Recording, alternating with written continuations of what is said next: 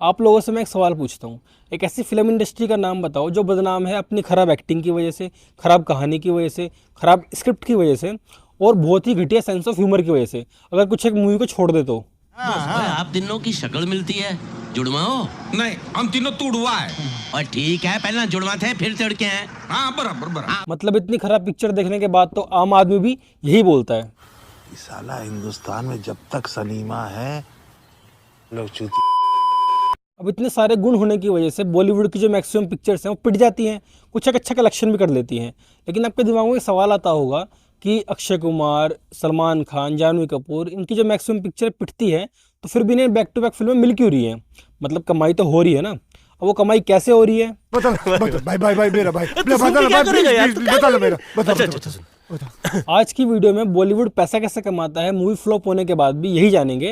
लेकिन आगे बढ़ने से पहले मैं आपको बता दूं कि डायरेक्टर का विजन होता है और प्रोड्यूसर का पैसा होता है और फिल्म बन जाती है। जी हाँ दोस्तों, फिल्म बनाने की प्रक्रिया बिल्कुल भी आसान नहीं होती। फिल्म बनाने में मेनली 3 प्रक्रिया होती हैं। एक होता है प्री प्रोडक्शन, एक प्रोडक्शन, एक पोस्ट प्रोडक्शन। अब जब प्री प्रोडक्शन आता है, प्री प्रोडक्शन में मेनली कई स्टेप्स होते हैं। सबसे जो पहला स्टेप होता है वो होता है आइडिया, जो डायरेक्टर के दिमाग में आता है। ये आपने एक कोई भी आइडिया किसी वायरस से ज़्यादा खतरनाक हो सकता है। ये आपने देखा अभी latest film the Bengal files में, जहाँ पर ये फिल्म बनी यानी कि बंगाल में, वहाँ की सीएम ममता ने बिल्कुल भी ममता नहीं दिखाई और ये फिल्म बैन कर दी वहाँ पे। लेकिन क्या फ़र्क पड़ जाएगा, बैन क्यों करी? मतलब जब वहाँ के हाल हैं, बंगाल के हाल हैं, वो तो वहाँ के लोग देख ही रहे हैं और जो बाकी स्टेट के लोग हैं उन्होंने फिल्म देख ली है। फिर आती है स्क्रिप्ट राइटिंग। अब स्क्रिप्ट में भी 3 फेज होते हैं। एक होता है पहला सेटअप, जिसमें बोलते हैं कि तैयारी कराते हैं क्लाइमैक्स की, यानी कि कहानी समझाई जाती है। फिर क्लाइमैक्स आता है और उसके बाद आता है एंड। अब स्क्रिप्ट बनने के बाद ढूंढते हैं प्रोड्यूसर।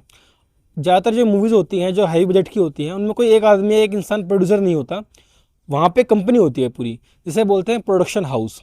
जैसे अभी मूवी आई थी लेटेस्ट में ब्रह्मास्त्र, करीब 400 करोड़ था उसका जो वो था बजट। लेकिन इस बजट में 4 प्रोडक्शन हाउस थे जो यहाँ पे नीचे ये रहे। अब उसके बाद करते हैं कास्टिंग। जो कास्टिंग होती है मेनली वो बाद में ही की जाती है, लेकिन आजकल तो पहले भी कास्टिंग हो जाती है, जैसे ये लोग थे। लेकिन मैं ऐसा नहीं हूँ मैं सारे नेपो किड्स के खिलाफ हूँ, कुछ लोग बहुत अच्छा काम कर रहे हैं जैसे ये लोग। अब आती है प्रोडक्शन स्टेज, यहाँ पे होती है शूटिंग।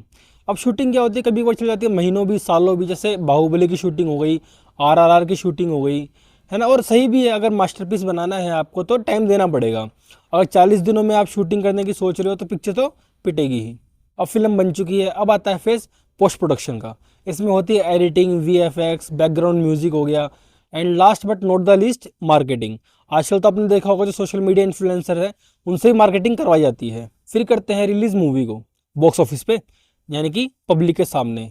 और यहाँ पे काफ़ी बार क्या होता है कि साथ में ही OTT पर भी बेच देते हैं। जैसे आपने देखा होगा बहुत सारी मूवी जब शुरू होती हैं तो शुरू में OTT का नाम लिखा आता है, नेटफ्लिक्स हो गया, अमेजोन प्राइम हो गया। तो ऐसा क्यों करता है कोई भी प्रोड्यूसर?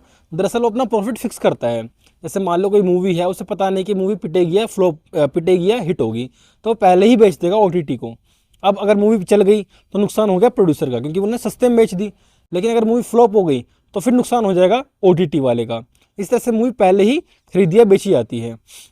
उसके बाद वो डेट दे देते हैं कि आपको 2 महीने बाद या फिर 2.5 महीने बाद इस तारीख को ये मूवी रिलीज़ कर देना अपने OTT पे। अब आते हैं उस सवाल पर जो हमने सबसे पहले पूछा था कि मूवी फ्लॉप होने के बाद भी पैसे कैसे कमाती है। तो दरअसल जो पैसा आता है मूवी से, बॉक्स ऑफिस से, वो सिर्फ आधा ही होता है, यानी 50% ही होता है। बाकी पैसा कहाँ से आता है? जो मैंने बताया अभी OTT पे बेची, यहाँ से पैसा आया। अगर मूवी रिलीज़ करेंगे ओवरसीज़ यानी कि विदेशों में, तो वहाँ से पैसा आएगा।